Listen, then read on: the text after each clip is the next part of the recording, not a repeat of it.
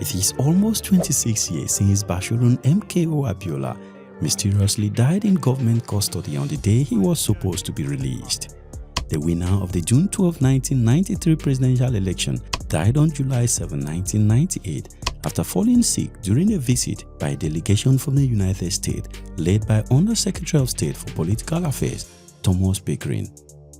The meeting, which was also attended by U.S. Assistant Secretary of State for African Affairs Susan Rice, was to negotiate the release of the business mogul. During the meeting, Rice had offered Abiola an untested cup of tea shortly before his untimely demise, foiling speculation that she poisoned Abiola. But Susan Rice has continued to deny any involvement in the death of Abiola.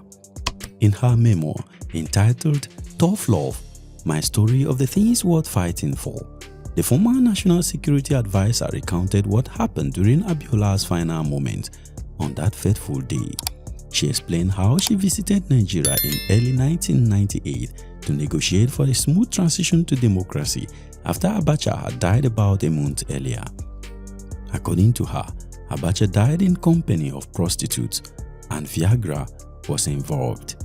She was also supposed to meet political prisoner Chief MKO Abiola and possibly negotiate his release.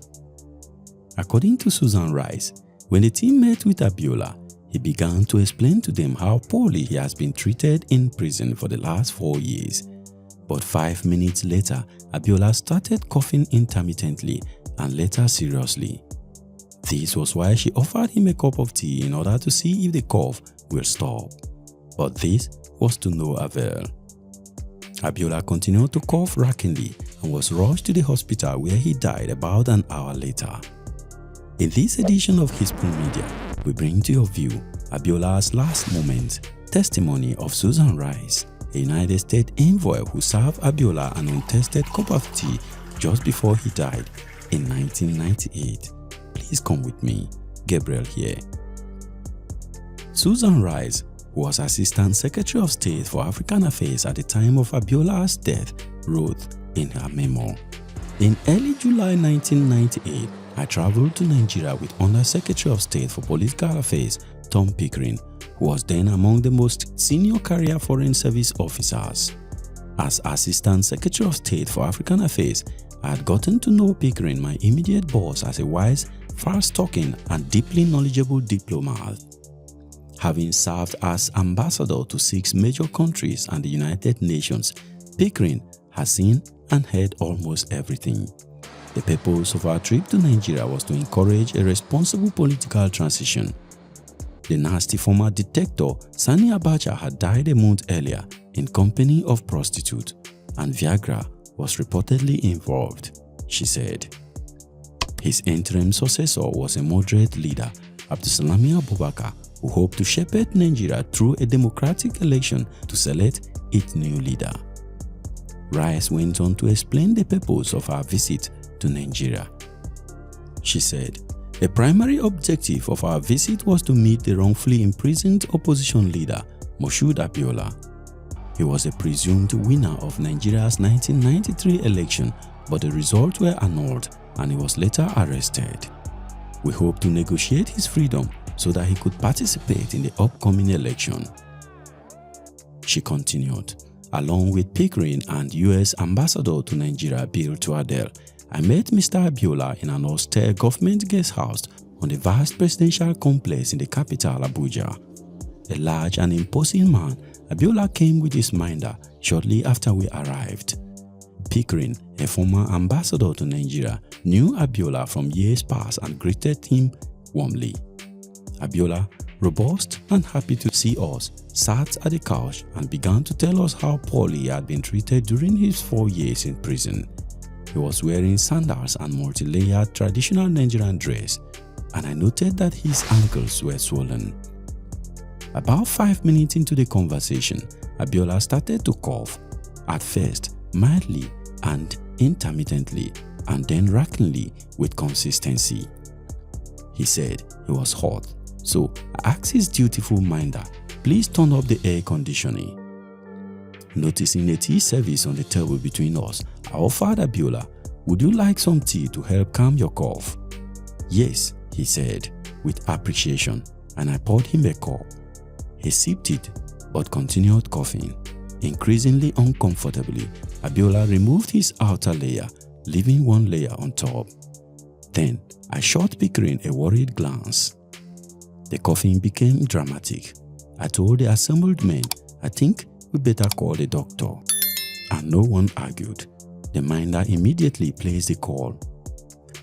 While they were waiting for a doctor to arrive, Abiola asked to be excused and went into the bathroom of our meeting room. When he emerged, he was bare-chested and sweating profusely, barely able to talk.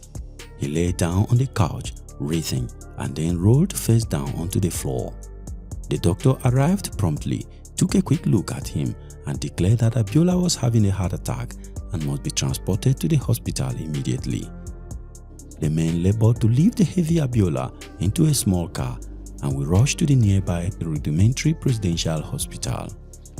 I grabbed his eyeglass off a side table where he left them, his only belonging, thinking of his daughter Hafsat in the United States, whom I had met before we left. The doctor worked on him furiously, but within an hour, they pronounced him dead.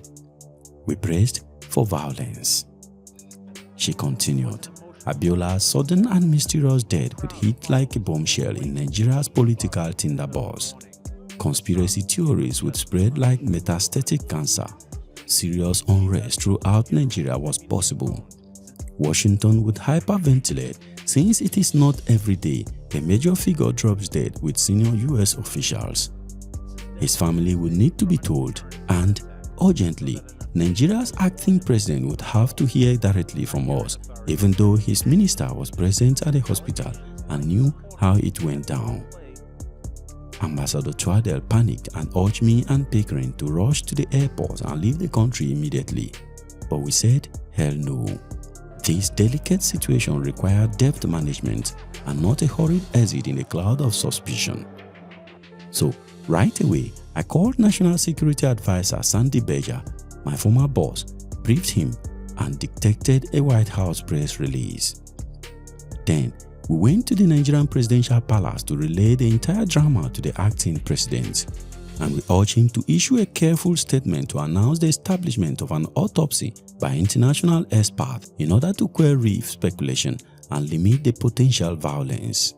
And the acting president did both. Next, Pickering, Twadell and I went with former Nigerian Foreign Minister Babagana Kingibe to see Abiola's wives and daughters.